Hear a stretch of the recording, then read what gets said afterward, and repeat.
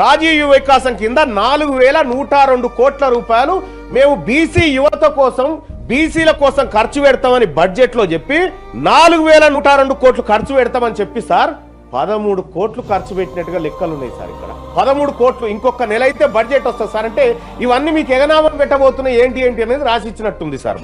మా జీవనోపాధి కోసం 4622 కోట్ల రూపాయలు కేటాయించి ఖర్చు పెట్టింది 201 కోట్ల రూపాయలు సార్. షేమ్ సార్ ఇది. కళ్యాణ లక్ష్మి కింద సార్ మా బీసీ బిడ్డలకు ఏదో ప్రభుత్వం అందించేటువంటి చేయుత 2173 కోట్ల రూపాయలు ఈ ఆర్థిక సంవత్సరంలో కేటాయించుకుంటే ఇప్పటి వరకు ఇచ్చింది 108 కోట్లు సార్. అప్పుడు ఉన్నటువంటి గవర్నమెంట్ ఏమో పెళ్లి రోజే మేము తీసుకొచ్చి ఇస్తామని చెప్పి అప్పుడున్న గవర్నమెంట్ చెప్పింది. ఈ గవర్నమెంట్ ఇప్పుడు పెళ్లి చేసుకుంటే కళ్యాణ లక్ష్మి చెక్కు ఆ పెళ్లి చేసుకున్న దంపతులకు పిలగాడు పుట్టి వాడే పోయి అందుకొచ్చే పరిస్థితికి వచ్చింది సార్. ఎప్పుడు వస్తుందో తెలియదు చెక్కు.